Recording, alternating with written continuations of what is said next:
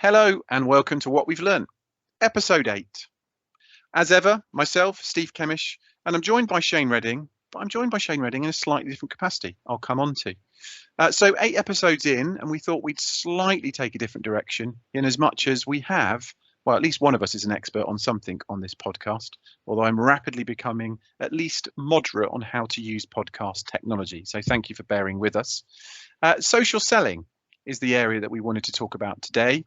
And that's why Shane's in a slightly different seat today, Shane, aren't you? Because you're our resident expert.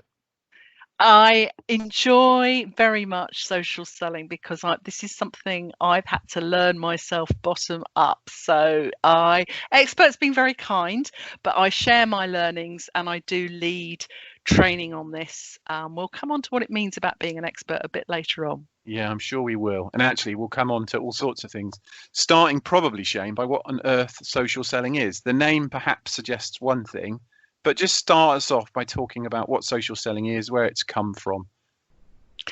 I agree with you. Social selling as a title, I think actually is hugely unhelpful because it implies straight away, you're jumping onto social platforms to sell. And actually, as you and I both are passionate about, that is the very last thing you should be doing. So I went back to sort of refresh myself in terms of a really good definition, and there's some really nice ones out there. But the one I like is she's called the sort of queen of social selling, Jill Rowley, been around a long time. And her definition is social selling is about using social networks to find, listen, relate, connect, engage, and amplify your buyers and their sphere of influence. So it's really about using social networks to be found by your buyers. Okay, so that's an interesting definition, isn't it? And actually, Shane, social selling, for me at least, feels like it's something that's relatively new as a name, not necessarily as a principle.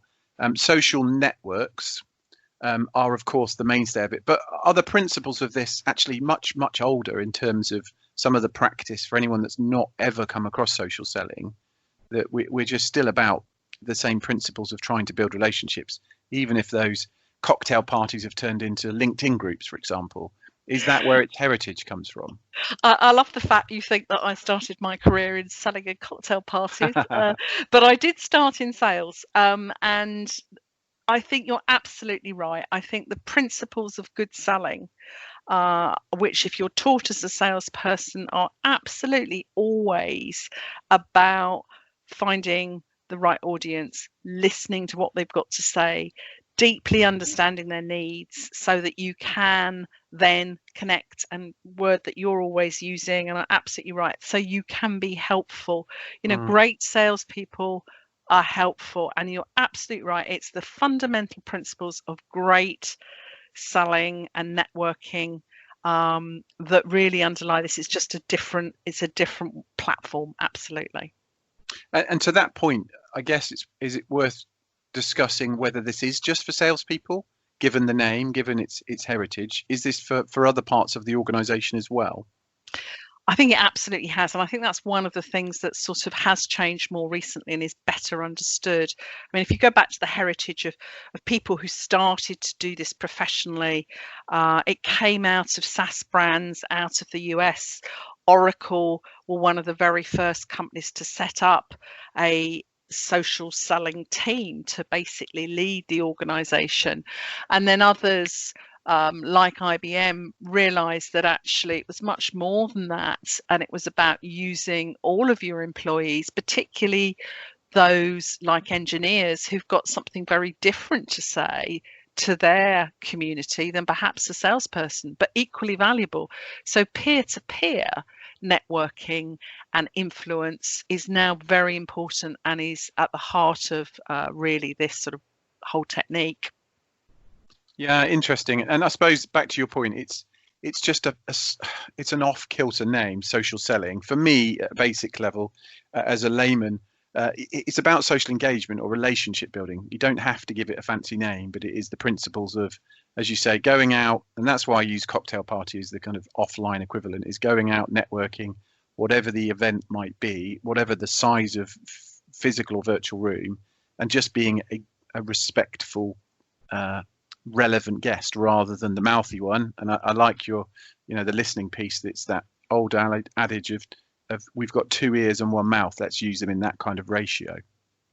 Absolutely. And I think that, it does suit a wider range of people. It's a bit like, we've been talking about virtual training and things like Zoom, is that actually on sort of social selling, you can do it really well without having to worry about how do I go up and approach that person at the cocktail party to have a conversation. And in fact, for me, this is one of the most powerful ways of using tools like LinkedIn and Twitter, is to be found by people who you want to have a conversation with. Maybe you want to learn from them. It's not always about selling to them. It's about being helpful.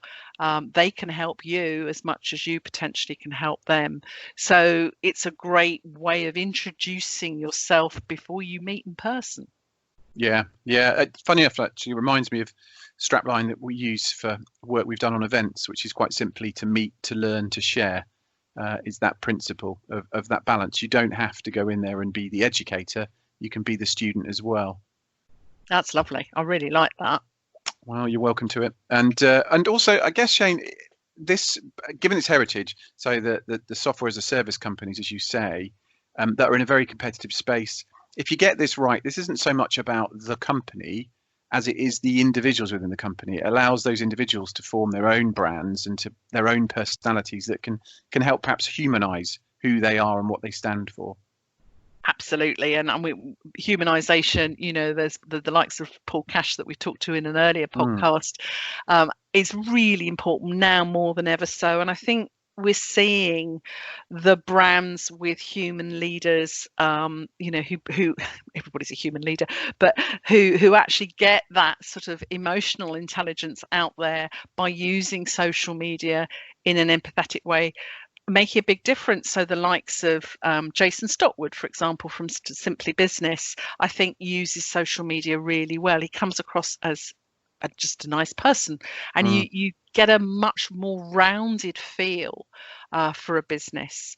And leaders, CEOs and others, are now being trained in social selling. They're not necessarily calling it that, but certainly influence and how to use these platforms.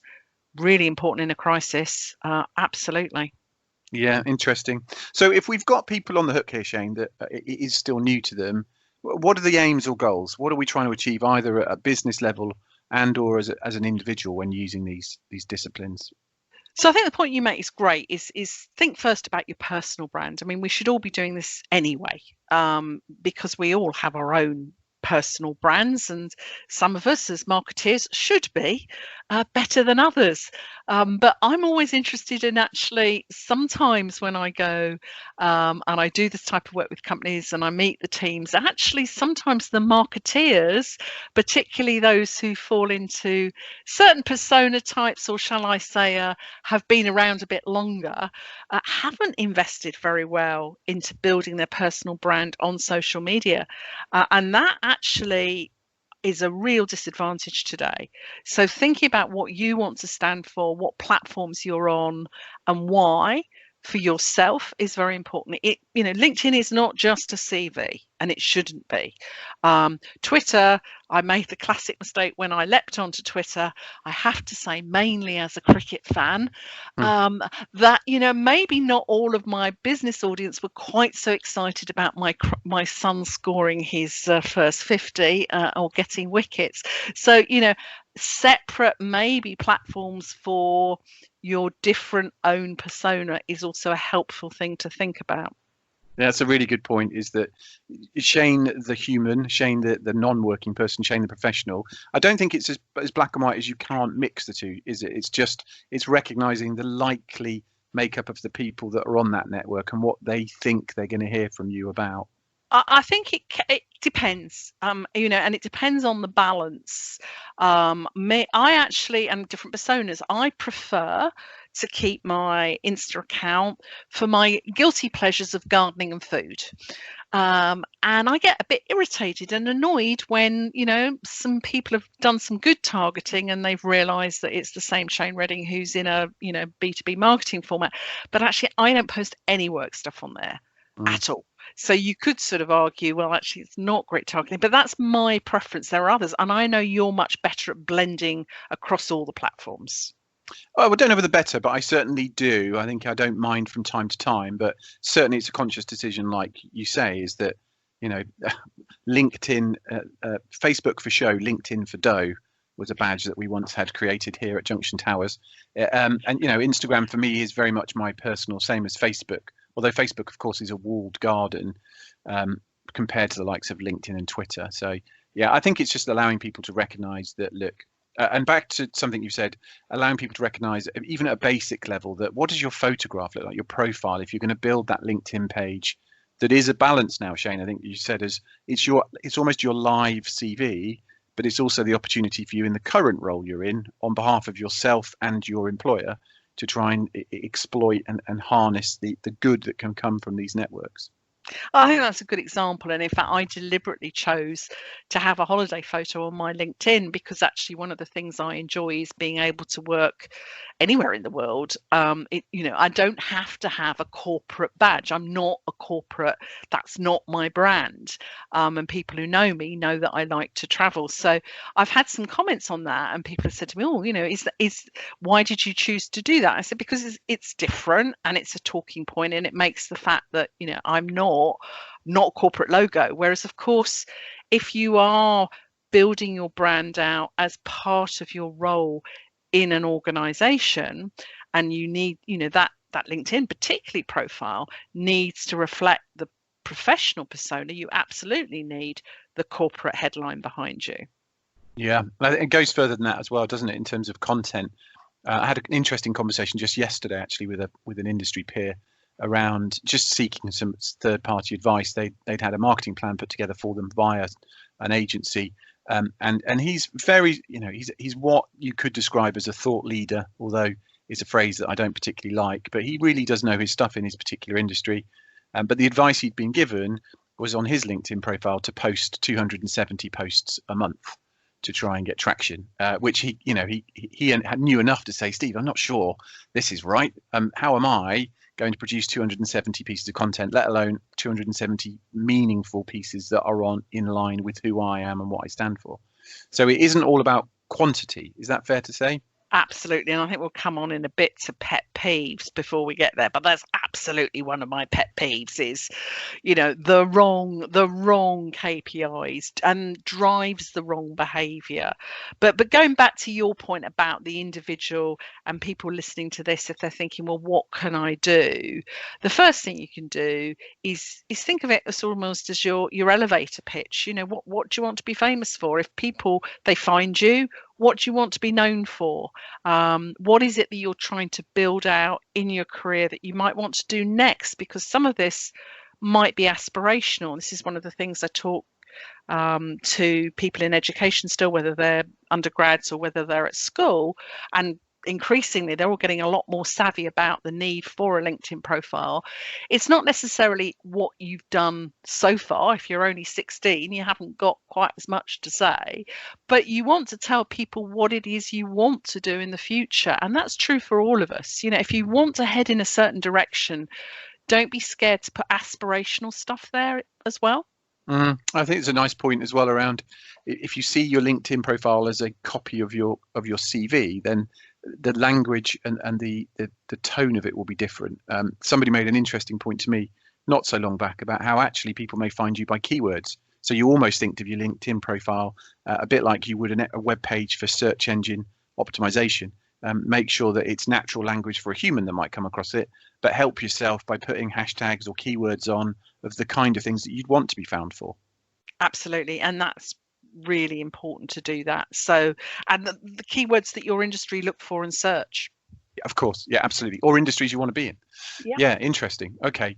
And look, Shane, given the environment we're in, we should talk about lockdown. So social selling in the environment we have right now in 2020, is it more, is it less valid to be looking at this in the way we're talking?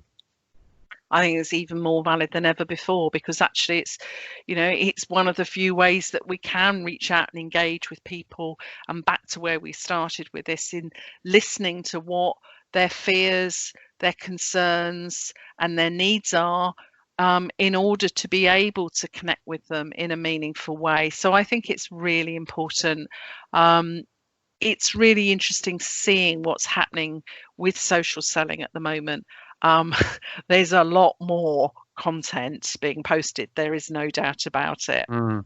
Yeah, I did read actually around how some of the algorithms on these well-known social networks really struggled in the first few weeks of lockdown because there was such a surge towards the platforms that you almost suffered what we've seen in the industry over the years with direct marketing, with email more latterly, and just broader social media, is that everybody had just social selling left, or getting onto social networks and trying desperately to make contact, that it almost kind of consumed by its own weight.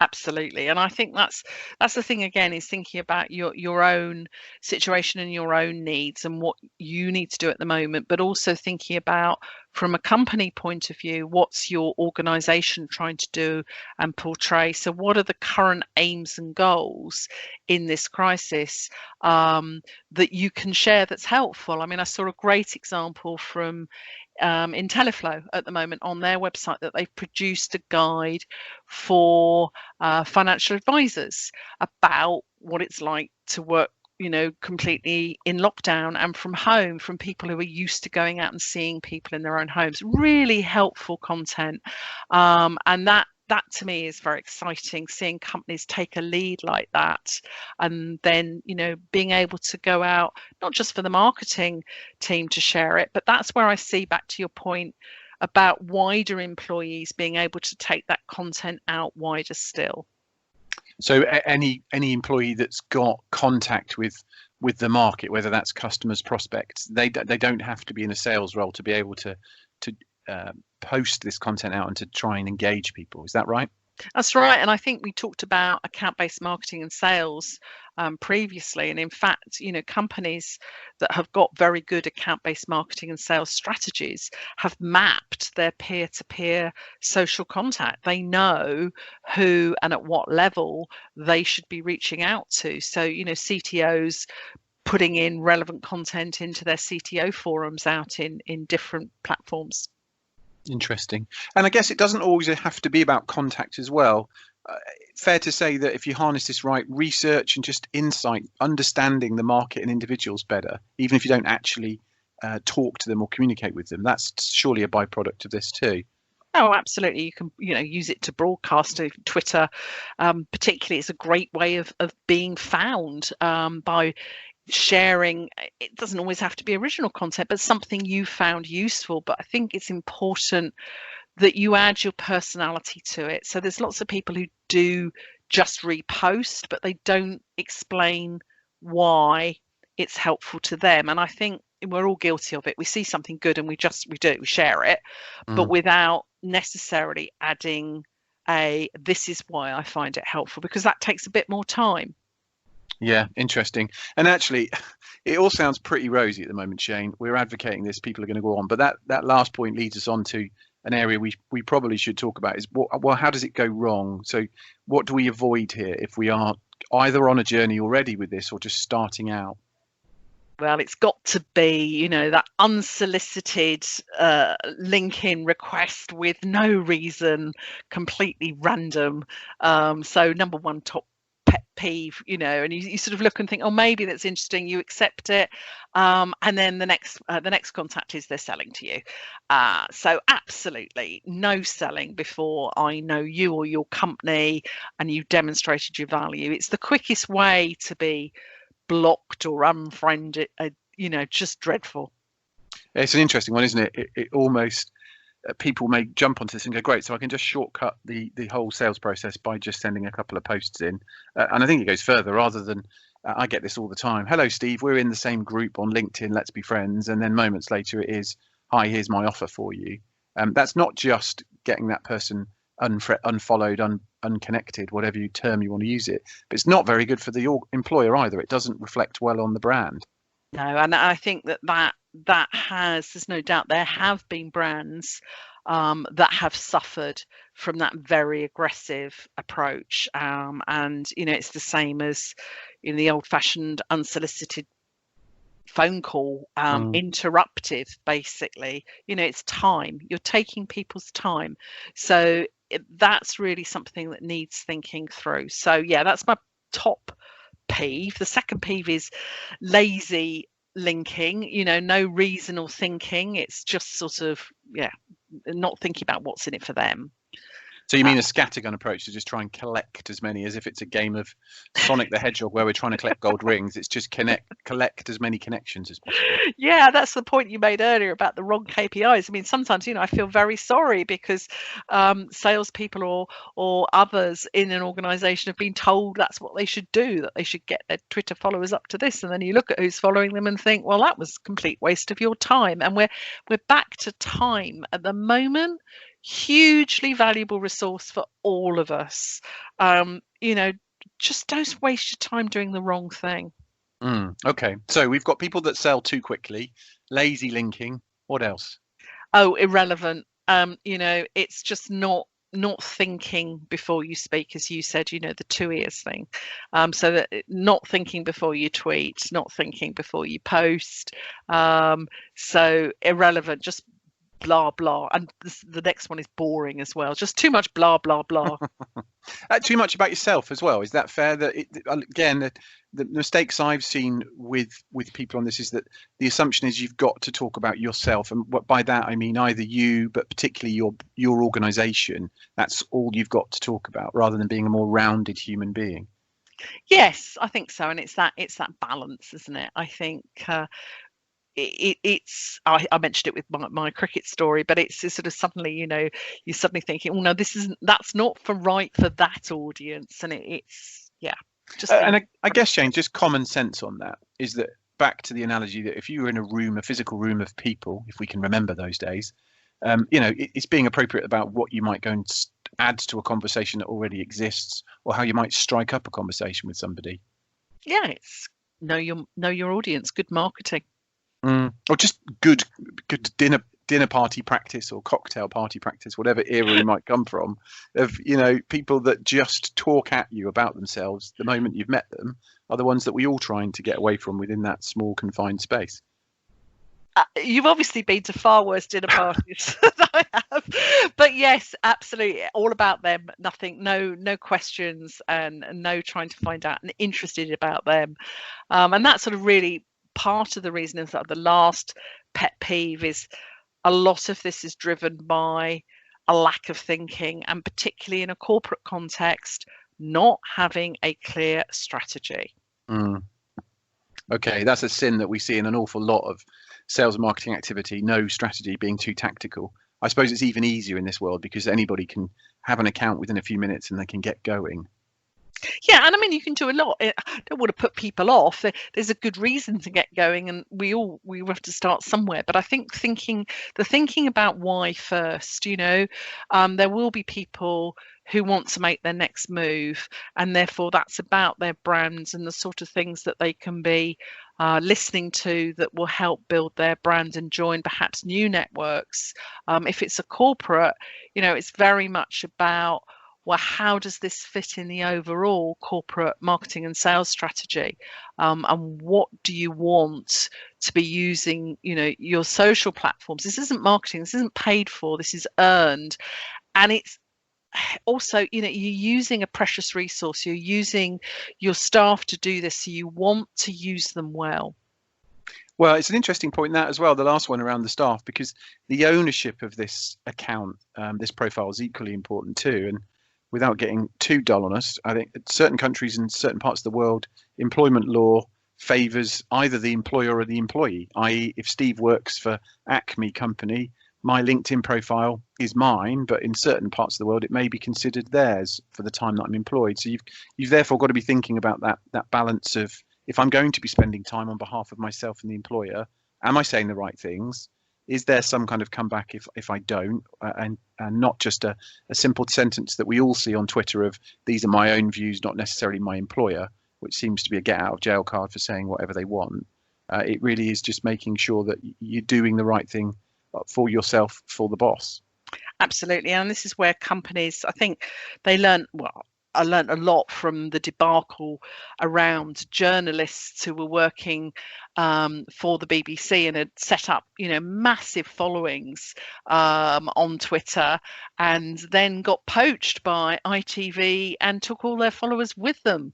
And they said quite clear and said, no, and it's my Twitter account, and they are my followers. So rapid revision, you'll now see most of the newscasters, it's, a Twitter handle at ITV and then the person's name rather than just the person's name. So, which you've got to be careful with this stuff. I mean, there are people who have built very good careers out of building their own personal brands and are worth more money as a result. So if you're going to invest in a company, in your top salespeople, you need to make sure that your legal contract with them is who owns the followers, because if they're doing it in your time and you're paying them to do it, I think it's fairly clear. I suppose also the reverse is true, is if you are listening in and are going to have a go at this, is making sure that you understand what policy might already be in play as an employee of your organisation. Yeah. And the really good ones, I mean, the leaders out there, I've referenced them already, but they were very early to this. IBM's social guidelines, what you can and can't say, been around for a very long time. I can't even think, more than 10 years, I think. And very clear, just set of very simple guidelines. This is what you can and can't do when you're on social media, and just very simple to follow. And lots of other companies have followed that example. Yeah, I've always, working with students, I've always said to them, look, remember the internet is written in pen, not pencil.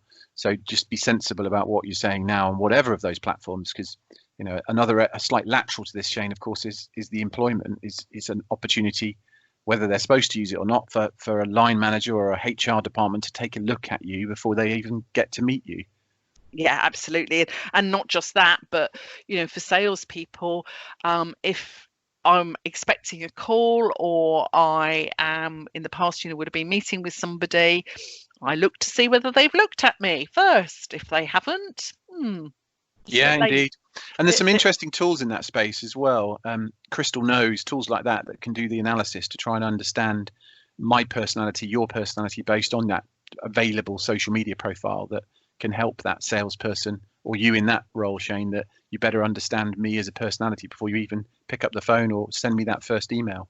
Yeah, Crystal Knows is really interesting as a tool, and it's a way of using personality types to be able to better relate to individuals. It's very useful. In fact, I use it perhaps in a different context for stakeholder meetings and board meetings, where that people relate differently to different ways of consuming information. Who likes the numbers? Who likes the images? It's a very powerful tool, and salespeople are starting to use it as well.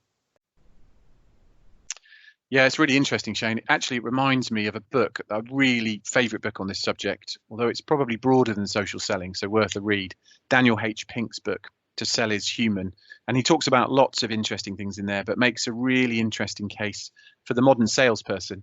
And remember, a salesperson, we sell at home as much as we sell at work. And rather than the more traditional stereotyped extroverted salesperson, if you're familiar with the play stroke movie Glengarry Glen Ross, all about hard selling, and the ABC of that particular play is always be closing. Your constant need on this treadmill to sell. He talks about that balance between extra and introverted, and this omnivert character, and in fact goes further to talk about his ABC, which is what made me think of it with what you were just saying. Is his A stands for attunement. So making sure that you are matching that personality type in the way that you communicate, whether that's physical or verbal, or both. Buoyancy, which any good salesperson knows. Don't be afraid to carry on, to knock the door more than once. And then clarity, making sure that you're really clear the language that you use. And I think that's back to your point earlier, Shane, around that the research and insight you can get on what's the right language to use with somebody so that they understand and they feel like they can relate to you. That's lovely, and that brings to mind, in fact, Brian Halligan's great blog on the modern salesperson, and very similar, saying we need smart people, motivated, helpful, transparent, ambiverted is how he described the sort of Okay, similar thing, I think. Yeah. yeah. And then lastly, and what we've been talking about up to now, digitally savvy, using these tools to basic as another way that they can be even more professional.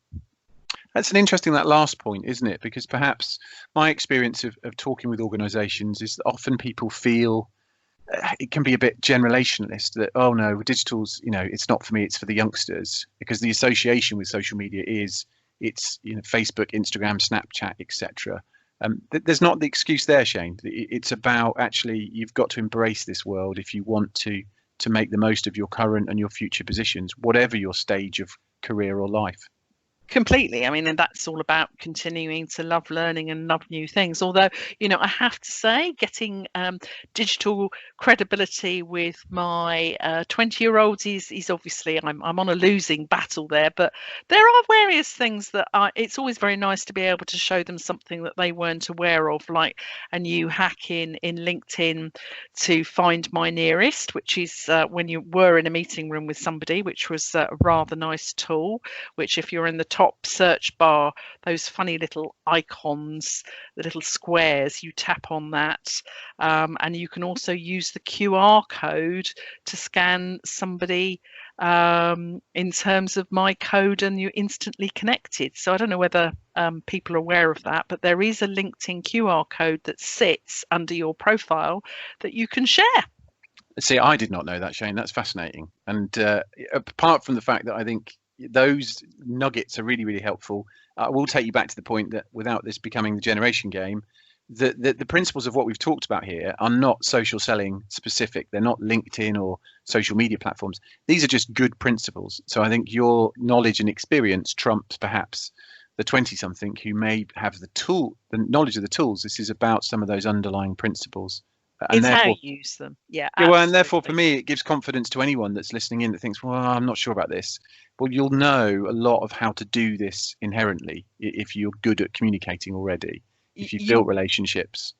you absolutely will. And I have had challenges from some very, how should we say, experienced salespeople who have said, if you can get me any business through showing me this stuff on social. Well, the first thing they said that they promised to run naked round Sheffield, at which point I didn't say. I think that wasn't a great incentive. But then they said, It would make well, a good TikTok, Shane, but they said they'd buy me a bottle of champagne. Sheepishly, 3 weeks later, they had to buy me the champagne because I understood the fear that that person had, but nobody had taken the time to explain how they could use it in their world. So I think, really in terms of where do people get started, yeah, great. it's those use cases. So, if you've got salespeople, particularly at the moment, what is it that they can be doing that would be useful? It's an interesting, isn't it? Because the fear is the hardest step is always that first step, Shane, is getting going. So if someone is there, where basics from here, if somebody is kicking this around or perhaps is finding their way, where do we go? So either for yourself or for your team, I would start with an audit. What platforms are you on, and where are your audience? Which ones are you going to start with? For most of us in B2B selling into enterprises, the two leaders, Twitter and LinkedIn. For others in SME world, it may well be other platforms. It might be Instagram or Facebook. So where's your audience? And then audit. What does your profile look like if you're even on there? And you will find some shockers. I've done audits of sales teams where over half a sales team worked for a previous employer. Wow. Yeah. And that's not uncommon, Shane, is it? That in terms of we just forget that element. We've got the new job, and if you see LinkedIn as your living CV, you may not update it until you're next looking for a job, which of course may well be an interesting trigger for your HR department if you suddenly update your profile. Yeah, but I think that, and that's where it comes back to the point you made earlier, which is a very valid one. Don't think of it as a CV, but think of it as your brand and how you want to be seen, much more than a list of jobs. It's about your skill set. It's about what knowledge you can share. It's about your expertise. So, audit your own profile, but if you're doing it with a team, then give them help, and actually having an external person to do this for you, they will always find stuff that you just go, oh no, really? I mean, another one, I did an audit of a sales and a marketing team, and even the marketing team, shall we say, were using 3 different brands in some of their social media, and it was supposed to be leading by example. So, And that's where, and I can say this on your behalf and people like you, that having that external advice, that training that just gets you going in the right direction, it's almost like putting a pair of stabilizers on the bike, that you may cast that need off, but it helps you go in the right direction safely and with confidence. Yeah. So it's fix the problems first, then be really clear on the strategy.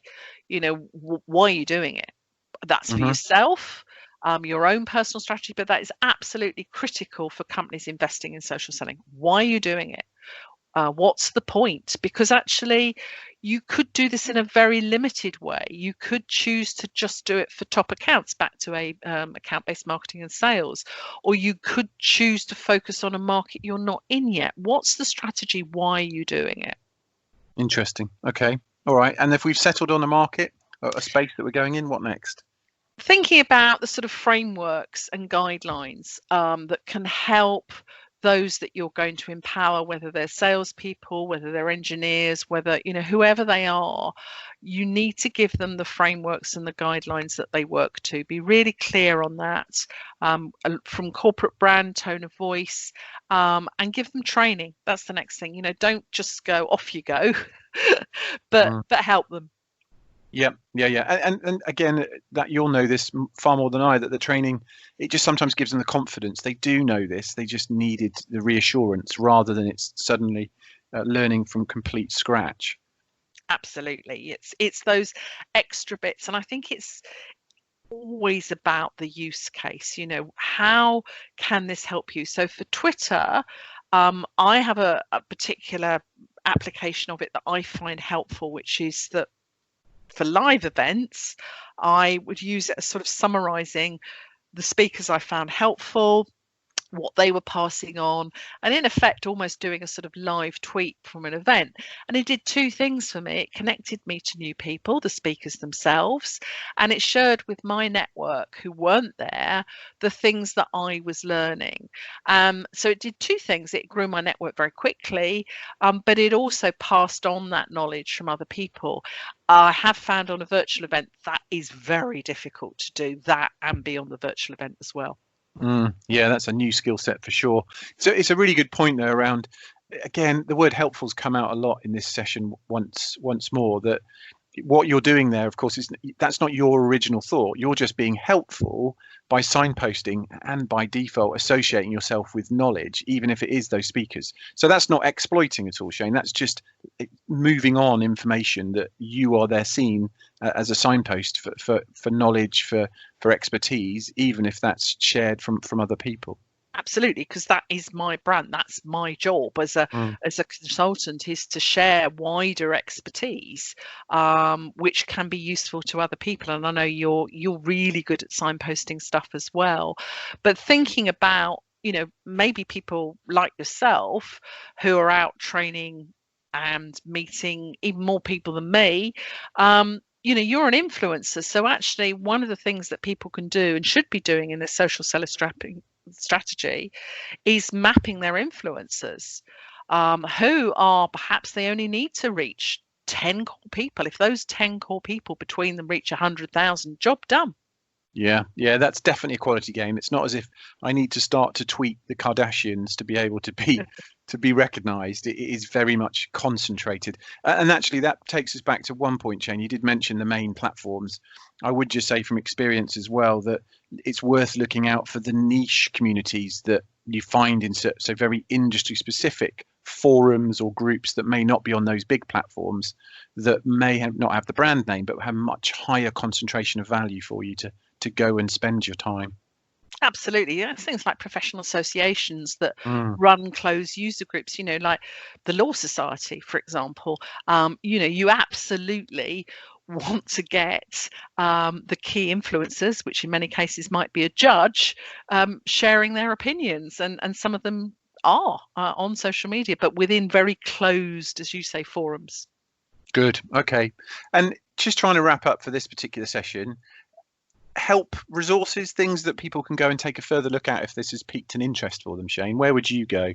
You've mentioned Jill already. I have, and absolutely worth following her on LinkedIn and on Twitter, and she blogs a lot.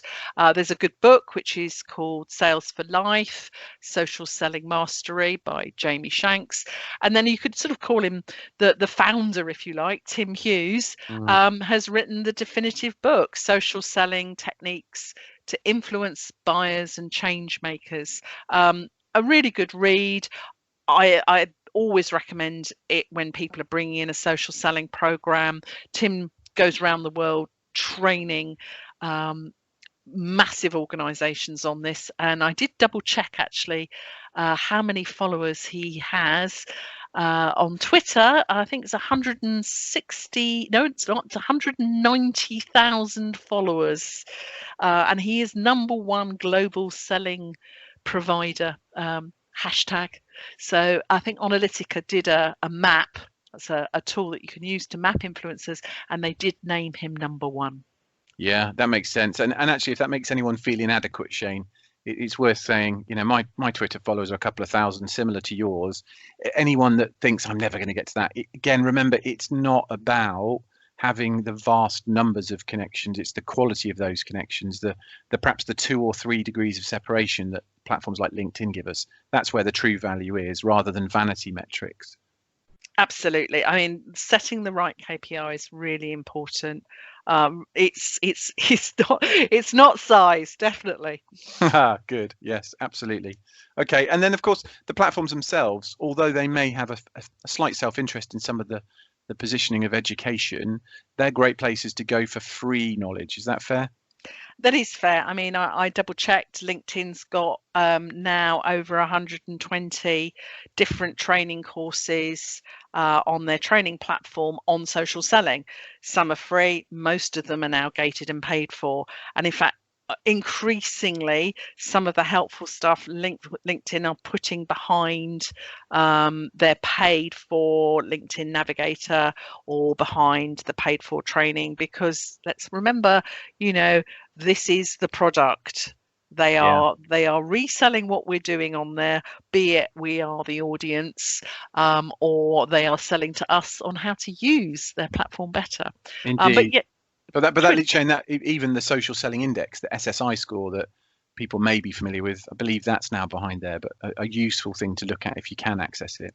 Yeah, I mean, the principles of the social selling index are helpful.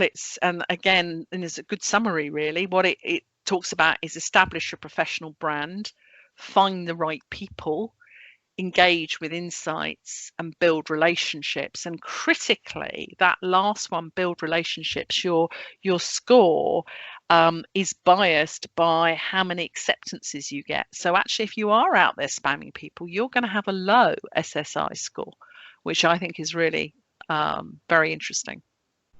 Yeah, it's all very interesting. And actually, again, it plays to that quality over quantity. Shane, thanks ever so much. Any final thoughts on things that people, before they disappear off into the world of social networks and selling, that you want to advocate? Well, I hope that if they're not already linked in, that they will obviously link in to us having listened to the podcast. I jolly well hope so too. And if not, they can certainly come back when we speak to them on episode 9. Thanks, everybody. Shane, thanks ever so much for your insight. Speak to you soon. Thanks, Steve.